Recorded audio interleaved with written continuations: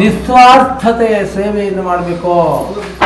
ನಿಸ್ವಾರ್ಥ ಶುದ್ಧ ಸ್ಫಟಿಕ ಸಂಕಾಶಂ ಶುದ್ಧ ವಿದ್ಯಾದಾಯಕಂ ಶುದ್ಧಂ ಪೂರ್ಣಂ ಚಿದಾನಂದಂ ಸಚ್ಚಿದಾನಂದಂ ಮಹಾರಾಜ.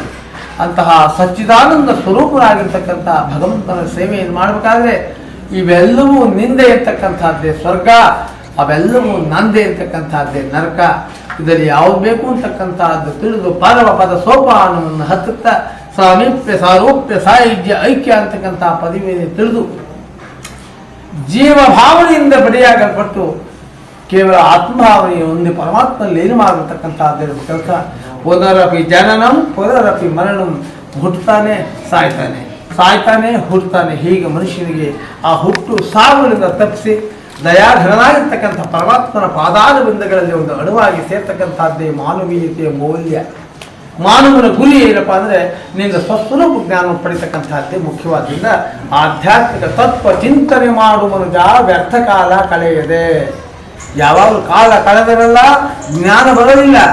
ಯಮನ ದೂತರು ಬಂದೆಳೆವಾಗ ಏನು ಹೇಳಲಿಸಲ್ಲ. ಅವ್ನಿಗೆ ಏನಪ್ಪ ಕಾಲು ಹಿಡಿದು ಎಳಿತಾ ಏನು ಸ್ವಾಮಿ ಯಾಕೆ ಎಳಿತಿದ್ರಿ, ಮತ್ತು ಏನು ಭಜನೆ ಮಾಡಿದ್ಯಾ, ಧ್ಯಾನ ಮಾಡಿದ್ಯಾ, ದಾನ ಮಾಡಿದ್ಯಾ, ಧರ್ಮ ಮಾಡಿದ್ಯಾ ಅಂತ ಏನು ಹೇಳೋಣ. ಆದ್ದರಿಂದ ಏನು ಹೇಳಲಿಸಲ್ಲ, ನಮಗೆ ಆ ಜವಾಬಿಲ್ಲ.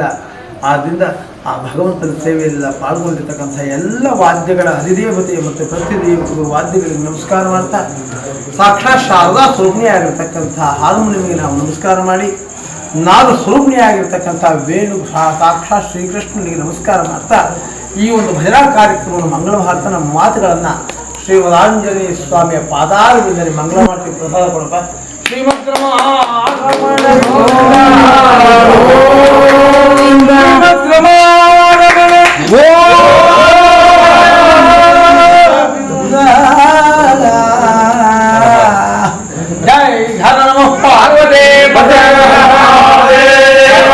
रामचंद्र महाराज की भक्त मंडली की जय रघुवीर समर्थ।